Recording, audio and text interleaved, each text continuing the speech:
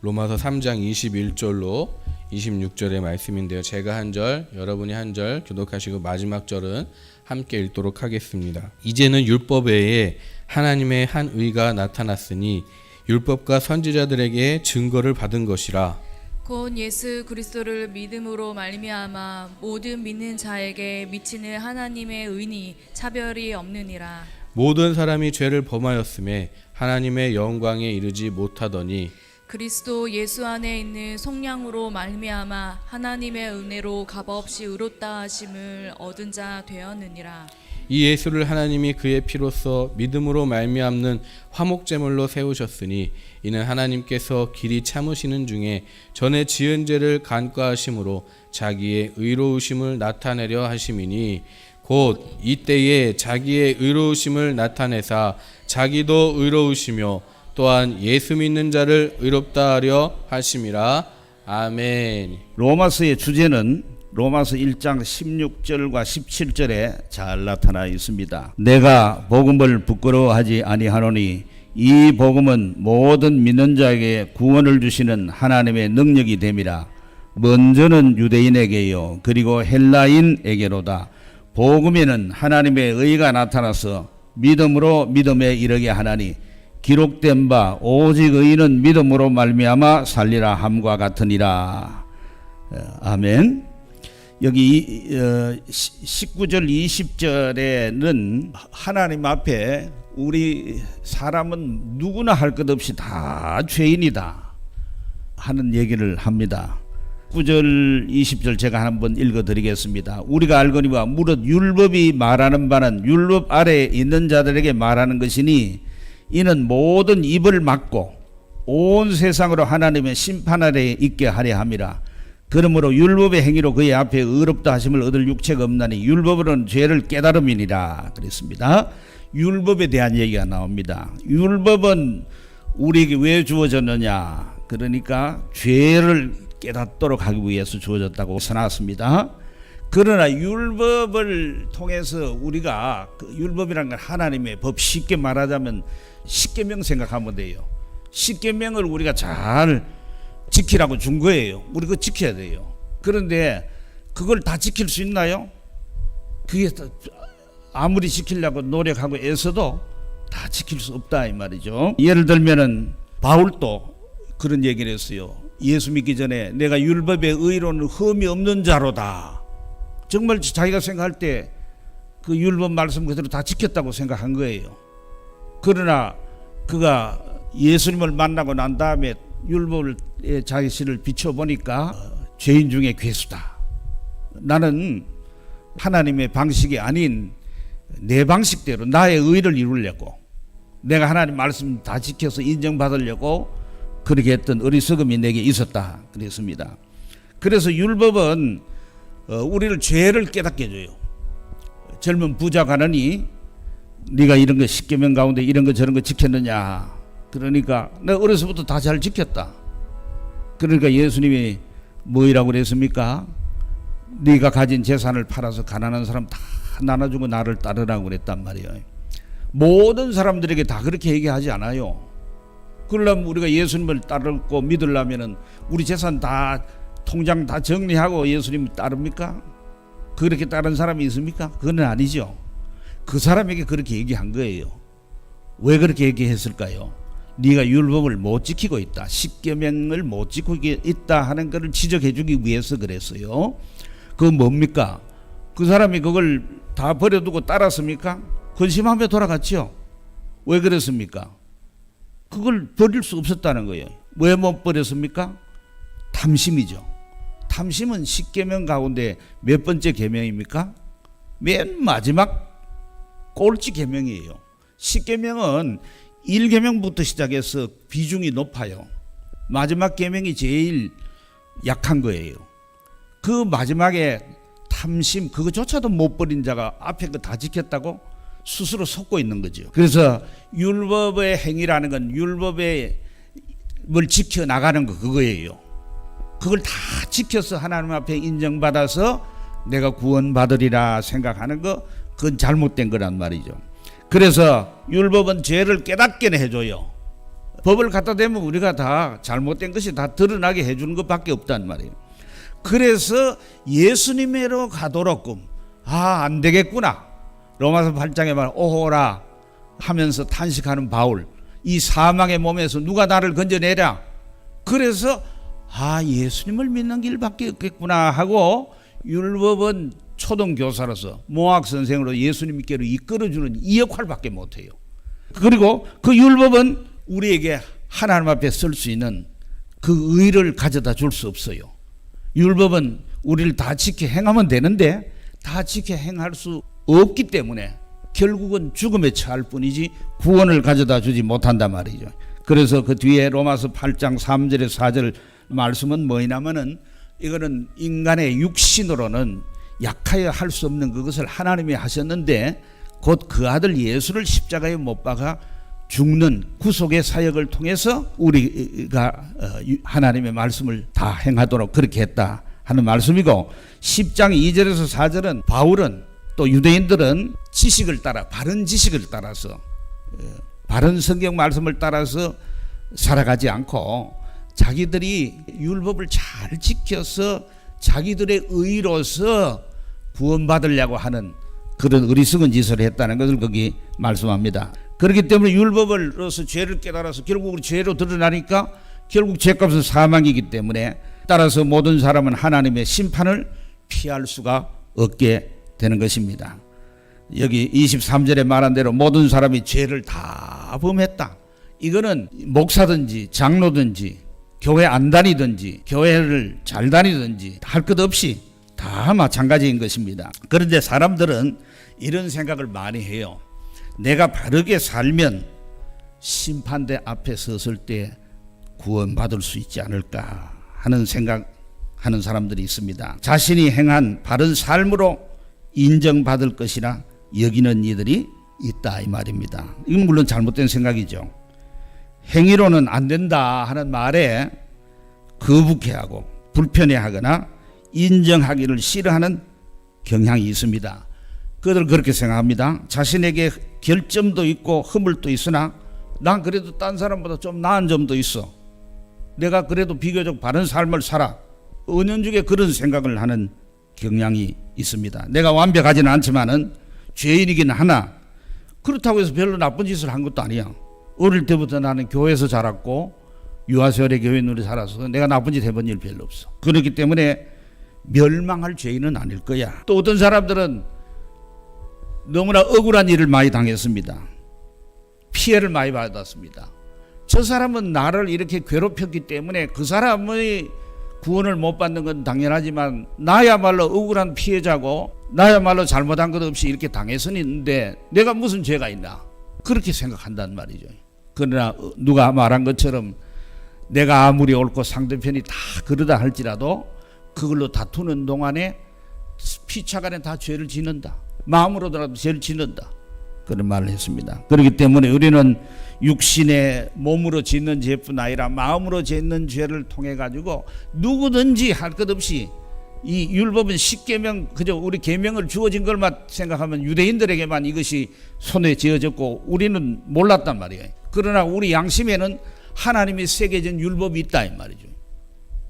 그 양심에 비춰볼 때 누구든지 다 거리낌이 있을 것입니다. 거리낌이 없다 하면 그건 거짓말하는 자일 거예요. 그렇기 때문에 모든 사람이 다 죄인이다 하는 것입니다. 그래서 어떤 사람들은 그렇게 생각합니다. 율법 외에 하나님의 한 의가 나타나서니 율법과 선지자의 증거를 받은 것이라 그랬는데 이렇게 생각하니까 어떤 사람들은 구약 시대는 율법을 지켜서 구원을 받으려고 했는데 그게 안 되니까 하나님께서 신약 시대에 예수님을 보내 가지고 예수를 십자가에 죽게 하고 부활하게 하심으로 말미암아 그 구속 사역에 근거해서 복음을 우리에게 줘 가지고 이 신약 시대는 은혜로 값없이 예수 믿게 한 것이다. 구약과 신약, 옛언약과 새언약의 시대는 구원받는 방법이 달랐다. 이렇게 생각하는 사람들도 없지 않아 있습니다. 그러나 그렇지 않습니다.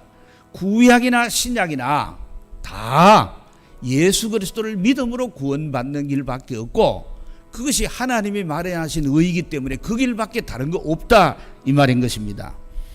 그래서 21절에 그러나 이제는 율법에 갈 때 이제는 우리말 그렇게 했지만은 원문에 의하면은 그 영어 성경은 잘 번역이 되는데 but now 그러나 이제는 그러나는 건 앞에 율법으로서는 구원받을 길이 없다. 그러나 이제는 하나의 전환점을 마련한 말이고 그 율법 외에 율법과 상관없이 율법과 별개로 율법을 지켜서 구원 얻는 그거는 불가능하기 때문에 이제 하나님께서 한 의가 나타났는데 율법과 선지자에게 증거를 받은 것이라 그랬습니다.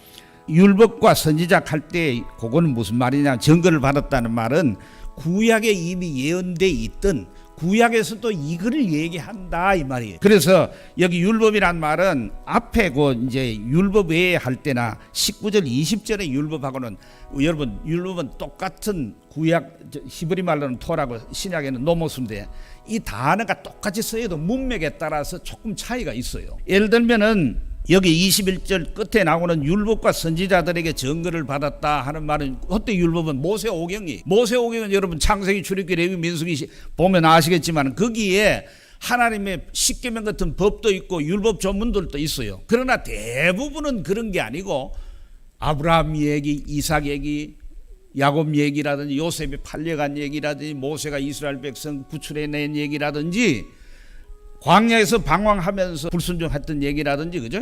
또 신명기 같은 건 모세의 마지막 설교란 말이죠. 그러니까 거기에 법조항보다가는 하나님의 교훈들이 다 가득 차 있어요. 그 모세 오경을 여기 율법이라고 지칭한 것입니다. 그리고 선지자 그럴 때는 선지자도 여러분 생각할 때 이렇게 생각해야 돼요. 구술 선지자가 있어요. 말로 선지자들이 하나님 말씀을 전했어요. 그리고 말로 전한 사람들 가운데 그걸 문서로 기록해 준 선지자들이 있어요. 이사야, 예레미야, 에스겔, 호세아, 요엘, 아모스 이건 문서로 기록해 줬기 때문에 말로도 전하고 문서로도 기록을 해 줬기 때문에 우리가 그걸 읽을 수 있는 거예요. 그러나 상당히 많은 선지자들은 말로는 전해 줬는데 문서로는 기록하지 않았어요. 그러니까 선지자 하는 것은 선지서를 가르쳐 말합니다. 그럼 선지서 그러면 우리는 이사야, 예레미야, 에스겔 이것만 생각하지만은 그거는 후대에 와서 우리가 분류를 그런 식으로 해서 그렇지 성경 자체가 예수님 자체는 그렇게 분류 안 했어요. 예수님 자체는 율법, 선지서, 성문서 이렇게 했어요. 그때 선지자 할 때는 여호수아 사상 이게 다 선지서예요. 이게 전선지서라고 그래요. 전선지서. 그 다음에 이사야 이거부터는 후선지서예요. 그래서 통칭 율법과 선지자라는 말은 구약을 전체적으로 부를 때에 이런 식으로 표현해요. 혹은 율법과 선지자와 시편에 이렇게도 표현하고 또 구약 전체를 그냥 율법이라고 얘기할 때도 있어요. 아무튼 구약 성경이 증거하는 것이라 하는 말입니다. 그것은 로마서 1장 2절 이미 말씀을 했습니다. 이 복음은 하나님의 선지자들을 통하여 그 아들 관할에 성경에 미리 약속하신 것이라 그랬습니다. 이때 선지자는 신약 선지자가 아닙니다. 구약 선지자들을 통해서 선지서들을 통해서 할 때 이 선지자만 아니고 율법도 다 포함하는 말이에요. 그래서 성경에 미리 약속하신 것이라 할 때 성경은 구약 성경이에요. 구약 성경도 다 복음을 얘기하는 거예요. 구약 성경도 다 메시아 예수 그리스도가 오셔서 이룰 구속 사역을 다 그것을 미리 모형이라든지 예표라든지 그림자라든지 예언이라든지 이런 걸 통해 가지고 다 얘기하는 거예요.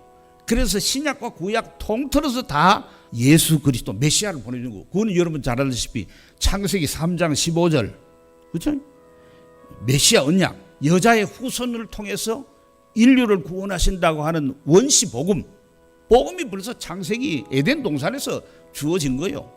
그러니까 구약 전부가 다 여자의 후손으로 오실 메시아 때가 참에 여자에게서 나게 하시고 처녀에게서 나게 하셨다고 하는 그 메시아 예수 그리스도 그분에 대한 것을 다 얘기해 놓은 거예요.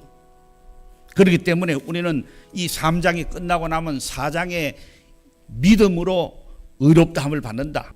복음만이 우리를 구원한다.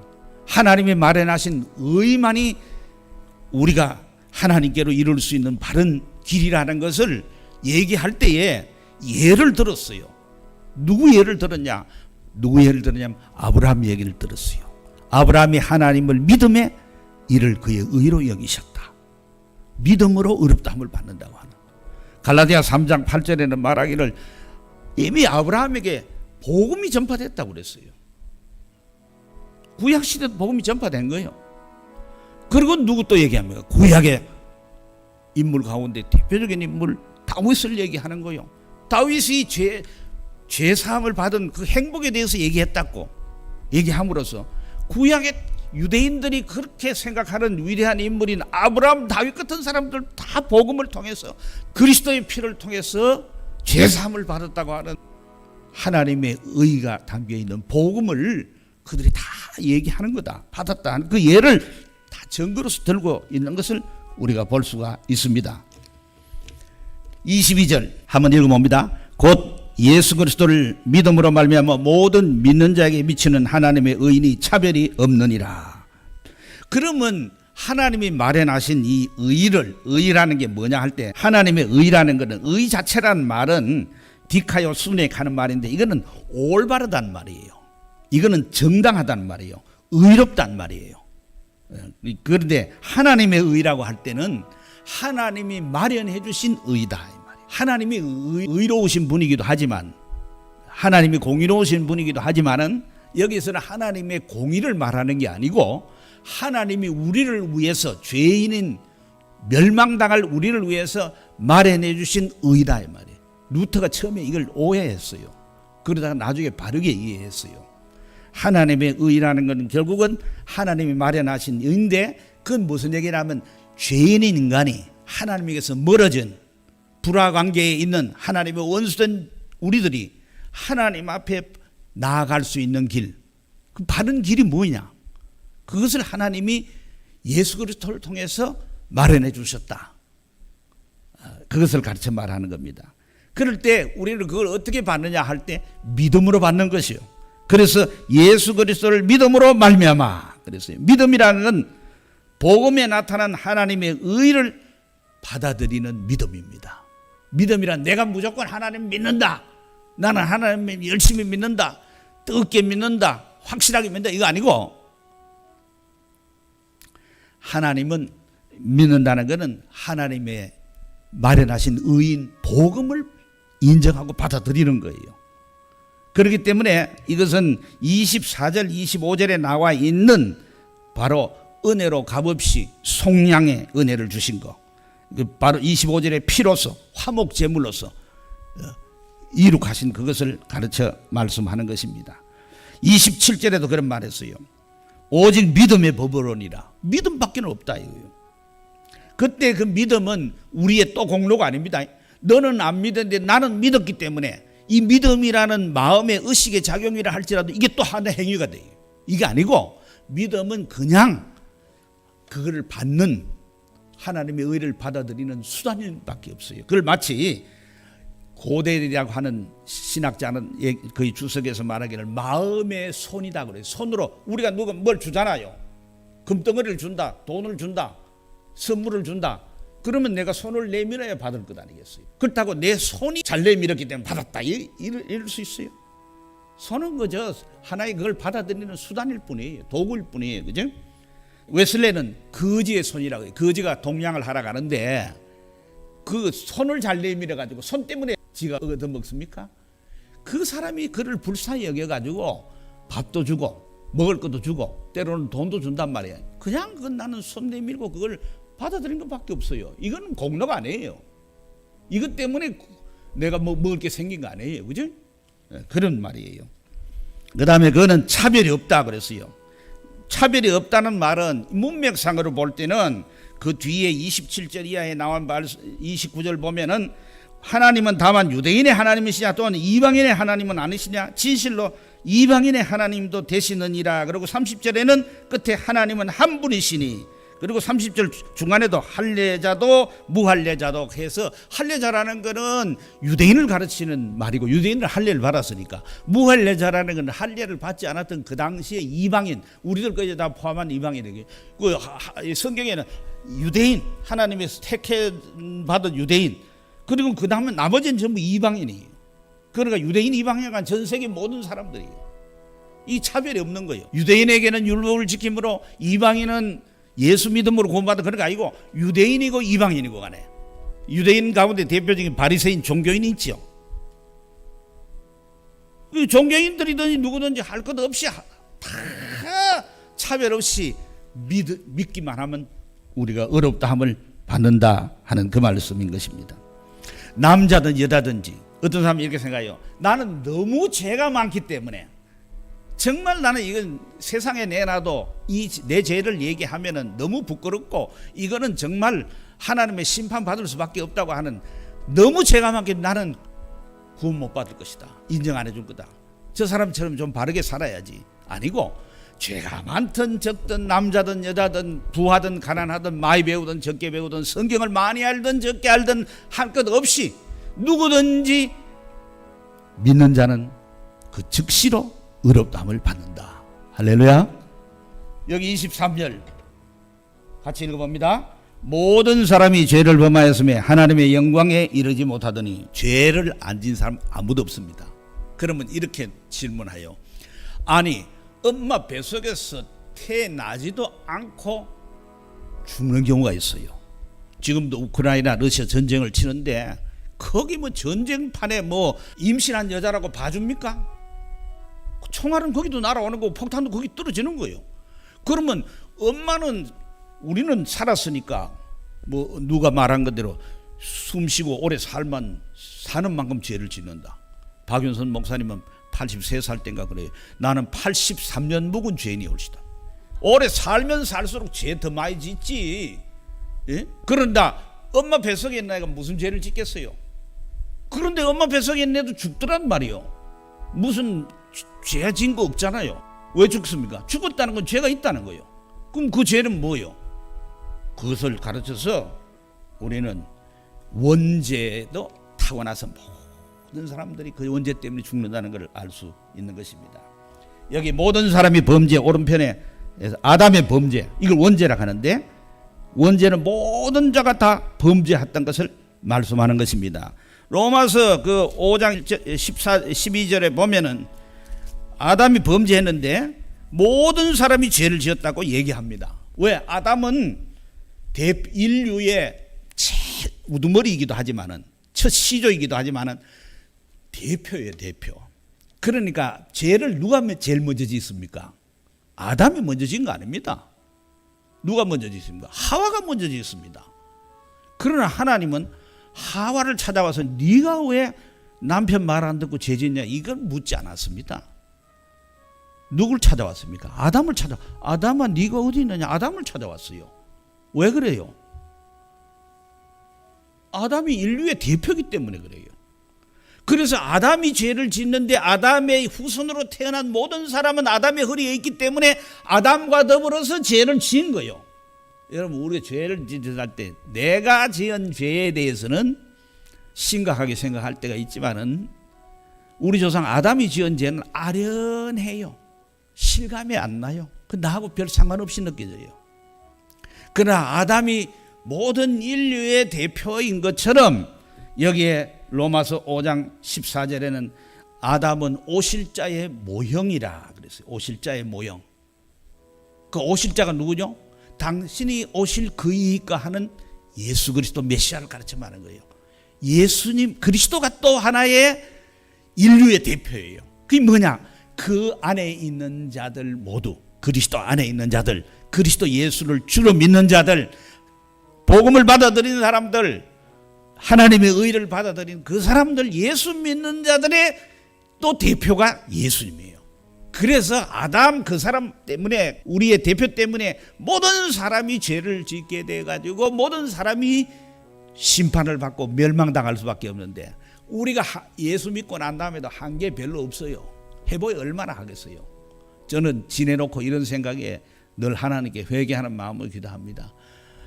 여러분이 생각할 때 목사는 하나님의 일을 많이 하지 않겠나, 맨날 그거 붙어서 사니까 예배다 있으니까. 그런데 이런 생각이 많이 들었어요. 이거 참 내가 목회하면서 죄만 저질렀구나. 왜? 이 불충한 죄인이 하나님의 말씀을 제대로 전하지도 않고 양들을 정말 주님의 사랑으로 돌보지도 않고 기도를 많이 한 것도 아니고 전도를 많이 한 것도 아니고, 이 딴 사람 맡겼으면 이거 잘했을 텐데 이거 정말 맡겨놓고는 정말 이게 불충한 건데 그래도 봐줘가지고 기다렸으니 이게 참 죄만 짓구나. 그런 생각이 듭니다. 예수 그리스도 그분의 믿는 믿음 안에 있을 때에 그 믿는 자는 다 그 안에 있단 말이에요. 그 사람은 무죄한다. 죄가 없다고 한단 말이야. 의롭다 하신단 말이야. 그 안에 있는 것 때문에, 그를 믿는 것, 믿음 안에 그 하는 것 때문에, 그와 연합된 것 때문에 이거 없어요. 내가 잘하고 못한 거하고 상관없어요. 하나님의 영광에 이르지 못하더니, 영광에 이르지 못한다는 것은 주석가들마다 해석이 분분해요. 이게 딱 뚜렷하게 뭐라고 단정적으로 말하기가 어려울 만큼 그렇게 되어 있어요. 그런데 죄로 인한 영광스러운, 죄 때문에 잃어버렸던 그 영광스러운 지위, 하나님의 형상을 잃어버렸던 그런 상실한 거, 하나님이 계신 영광에 이르지 못한 것, 이렇게 한번 일단 해석을 해봅니다. 이런 거는요, 여러분이 네이버에 들어가면은 라이프 성경 사전 있어요. 그냥 네이버에 치면 돼요. 하나님의 영광 쳐보세요. 그러면은 하나님의 영광에 대해서 사전 설명이 있어요.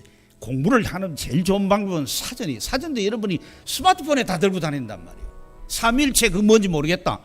그 스마트폰에 삼일체 치면 딱 거기 나와 있어요. 설명이 다 나와 있어요. 그래 보면 돼요. 그래서 여기에 영광에 이르지 못한다 하는 하나님의 영광을 치면 그 나와 있어요. 설명이 자세히 나와 있어요. 그 다음 24절, 그리스도 예수 안에 있는 속량으로 말미암아 하나님의 은혜로 값없이 의롭다 하심을 얻은 자 되었느니라. 그리스도 예수 안에 있는 속량이란 말이에요. 속량이 뭐냐면은 값을 주고 사서 풀어주는 거예요. 이거는 성경에만 나온 말이 아니고 고려시대, 조선시대 역사도, 우리 역사에도 다 나와요. 고려시대에 저 몽골이 쳐들어와가지고 우리 젊은 남정네들을 다 잡아갔어요. 잡아갔다가 나중에는 부려먹다가 되돌려줘요.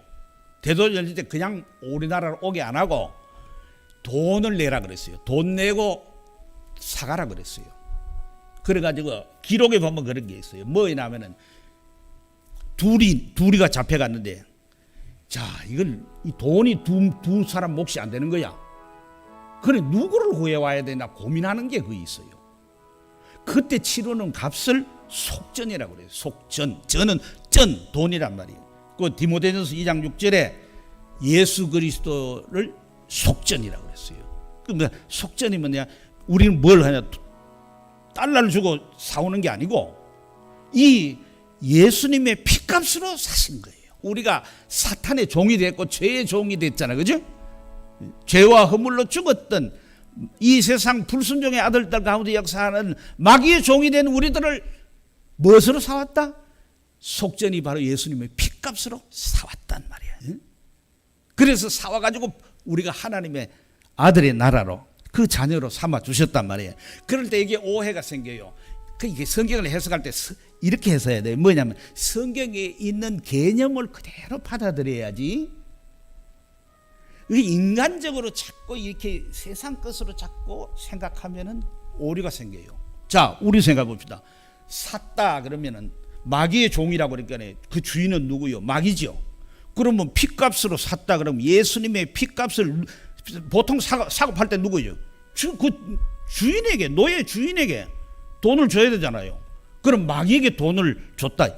마귀에게 피값을 지불했다. 그렇게 생각했던 신학자들도 있고, 그 옛날에 있었던 건 오늘날도 그대로 마찬가지로 오는 겁니다. 그게 뭐냐면 다락방이에요. 다락방이 하고 있는 게 사탄 배상설이라 해요. 사탄에게 값을 지불했다. 아니에요. 그래서 이단설이에요. 사탄은 그런 권리가 없어요. 사탄은 쉽게 말하자면 인질을 잡아놓은 것 같아요. 인질에게 정당하게 값을 지불합니까? 돈을 요구해도 안 하죠. 그런 권리가 없기 때문이에요. 인질은 어떻게 합니까? 경찰이 출동해가지고 할 수만 있으면 돈은커녕 사살해버려요. 사탄이 그럴 자격이 없고, 누가요? 하나님이, 율법이, 하나님이 그걸 요구하시는 거예요. 죄값은 사망이라. 선악과를 따먹으면 반드시 죽는다. 이거 하나님의 의로우신 하나님의 엄미하신 법이에요. 그거를 만족시키기 위해서 그 요구에 따라서 우리 예수님이 십자가에 피값을 치르신 것입니다. 그래 우리는 은혜로 값없이 의롭다 하심을 얻었다 되었다 그랬어요. 은혜로 값없이 하는 말은 우리는 공짜지요. 그 사람들이 정성우 박사가 총신대학에 옛날 총장을 지내고 대신대 총장도 지낸 분인데 학장 회의에 갔어요. 총장 회의에 가니까 동국대학교 총장이 이유영 박사라고 있어요. 그럼 불교 신자죠 당연히. 그럼 무슨 얘기하다가 아이고 나는 그거 도저히 믿을 수 없다. 응? 정 박사 보고 하는 말이 정 목사님 보고 어떻게 사람이 공짜로 받나? 응? 우리가 뭐 한 게 있어야지. 그 사람만 그렇게 생각해요. 우리들도 예수를 믿으면서도 하나님 앞에 이대로는 나갈 수 없다고 생각한단 말이야. 뭔가를 좀 해야 되겠다. 우리 그런 마음이 우리 속에 있죠. 뭐 어떻게 예배당을 짓는다 그러면 헌금 많이 하면 그 예배당 들어가면 누가 뭘 안 해도 뿌듯하기도 하고 뿌듯한 게 잘못은 아닐 거예요, 그지? 그러나 어깨 저것들은 말이지 돈 가지고도 11조도 떼먹는 놈들인데 건축헌금도 안 하는데 나는 이만큼 내가 집 팔아가 했는데 하면 어깨에 저절로 힘이 썩 들어가고 목에 약간 들린단 말이에요. 이게 뭐예요? 이게 다 공로란 말이에요. 지거 가지고 했다고 생각. 그 지거요? 하나님의 것으로 가지고 하나님께 들었을 수밖에 없지. 그죠? 우리가 오직 예수 그리스도의 피값. 그러나 그걸 공짜로 받지만 우리는 공짜로 받지만 그래서 이걸 은혜라 그랬고 돈을 치르지 않은 거지 값없이라 그랬을 뿐이지 하나님은 엄청나게 치른 거예요. 예? 하나님의 아들 예수 그리스도의 피값을 엄청난 피값을 치르고 우리를 구원해 주신 것입니다. 할렐루야. 그래서 은혜로 값없이 의롭다 하심을 얻은 자 되었다 그래요. 내가 믿어서 의롭다 함을 취했다가 아니에요. 내가 성취한 게 아니에요. 내가 성취하면 그 뒤에 27절에 말한 것처럼 자랑할 게 있어요. 너는 왜 안 했느냐? 나는 믿어서 이렇게 얻었으니까 내가 낫지 않느냐? 난 자랑할 게 있다. 은연 중에. 그러나 그게 아니고 하나님이 그저 우리를 의롭다고 해주신 거예요. 이거는 우리가 의로워진 것이 아닙니다. 알잖아. 예수 믿는다고 해서 그 즉시로 우리가 마음이 천사 같고 우리가 정말 예수님 마음을 다 가지나요? 여전히 예수 믿어도 우리 속에는 온갖 나쁜 생각과 탐욕과 별의별 쓰레기 같은 것들이 막 있단 말이요. 예? 의롭다고 칭해주는 것은 이 법정적 용어라고 그래요. 법정적 용어. 법은 간단합니다. 법은 이 세상 판사들은요 사람의 죄를 다 들춰낼 수 없어요. 증거가 없으면 방법이 없어요. 벌을 주고 싶어도. 그러나 엄미하신 하나님 앞에 다 드러나지요. 그러면 그 하나님이 보시고 심판하잖아요. 드러나지 않을 게 어디 있습니까? 그런데 예수 그리스도의 피를 믿는 자는 하나님의 마련하신 이 하나님의 의를 복음을 받아들인 사람은 그냥 하나님이 무죄 그리고 돌려보낸단 말이에요. 법정적 선언이에요. 우리가 이런 말 하죠. 심정은 있으나 물증이 없다. 증거가 없다는 거야. 헐소시 풀어주는 거야. 그거는 몰라서 그럴 뿐이지만 하나님은 다 아시잖아. 다 아시는데도 뭘로? 예수 피를 믿는 믿음을 보시고 그냥 풀어주는 거예요. 그래서 무죄 선고를 하는 거예요. 무죄 선고를 했다고 해서 우리 속에 나쁜 짓 한 마음이 없어지는 것 아니에요. 그건 성화를 통해 차츰차츰 해결될 거예요.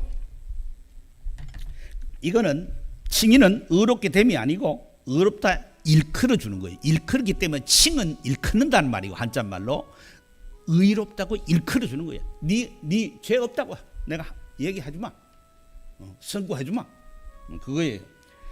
우리가 헌옷 대신에 더러운 헌옷 죄라고 생각하고 있다. 대신에 새 옷을 갈아입은 것뿐이지 새 옷 갈아입다고 속 심복까지 새로워진 건 아니에요. 그와 마찬가지. 그렇기 때문에 우리 이거는 공로가 아니고 그냥 얻은 거예요. 하나님이 주신 거예요. 이 칭의 교리는 루터가 말하기를 교회의 존립과 관련된 거예요. 오늘 한국 교회가 왜 코로나로 다 이렇게 무너져 버렸냐? 뭐 바른 삶이 없어서 그 진단이 잘못됐어요. 바른 삶을 안 가르쳤습니까? 물론 뭐 철저히 안 가르친 면도 있지 않아 있겠지만 예수를 안 믿어서 그래요. 칭의 교리가 제대로 안 돼서 그래요. 교회가 뭡니까? 성도들은 뭡니까? 성도들의 존립도 어디 있느냐? 흔들리고 안 흔들리느냐? 칭의 교리를 확실하게 믿으면 흔들리지 않는 것이고 이게 안 되면은 구원의 확신이 없기 때문에 흔들리는 겁니다. 김세윤 박사라고 한국이 나온 세계적인 신학자가 있는데 그가 이런 말을 쓴 건 아니고 그가 주장하는 칭의론이 있는데 그것을 우리가 세칭 유보적 칭의론이라고 그래요. 그런데 이 사람은 뭐라고 얘기하냐면 우리가 어렵다면 받았어.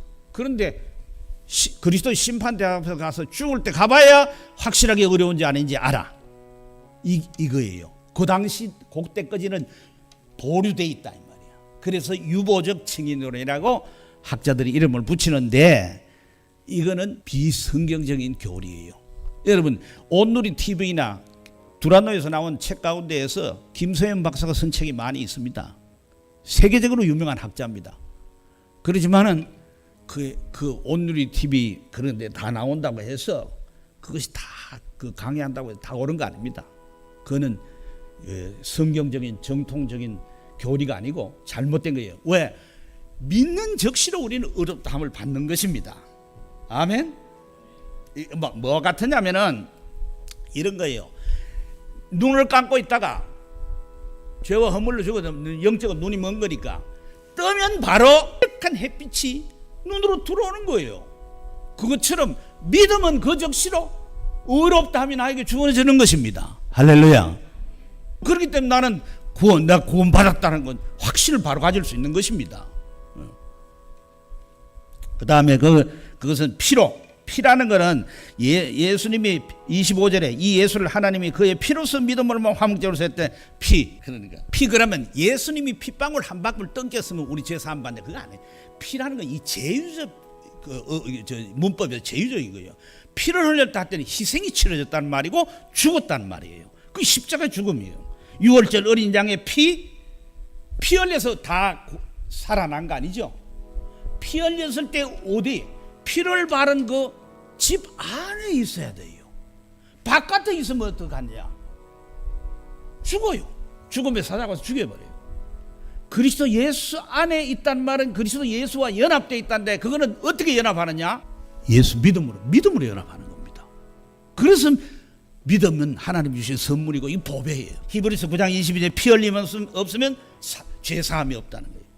그 화목제물이라는 말이 있어요. 화목제물 힐라스테리온이라는 말인데 요게 구약에서는 이 단어가 뭘로 쓰였냐면은 성막에서 법궤가 있죠. 법궤, 언약궤 상자가 있단 말이에요. 그 위에 보면은 뚜껑 상자가 있고 그 위에 천사들이 마주보고 돼 있어요.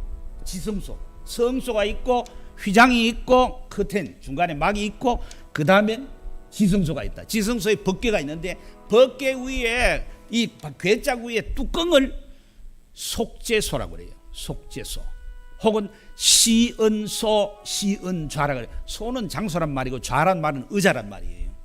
자리란 말이에요. 그러니까 시은할 때는 은혜를 베푼다는 것을 시은 한자말로 그렇게 하는 거고 속죄는 죄를 사해 준다는 말이에요. 죄를 사해 줌으로 은혜를 베푸는 것이 그것이에요. 자, 하나님이 보십니다. 1년에 한 번 대속죄일에 대제사장이 백성을 대표해서 개인이 나가는 거 아니에요. 백성을 대표해서 휘장을 열고 들어가는 거예요. 들어가서 뭐냐? 제물에 피를 그릇에 담아 가져가서 그 속죄소 뚜껑에다가 붓습니다. 부어요. 안 부을 때는 어떠냐? 하나님이 그 언약궤 안에는 뭐 들어요? 십계명 들어있어요. 율법이 있어요. 율법. 그걸로 가지고 우리 보면 다 죽어야 돼요.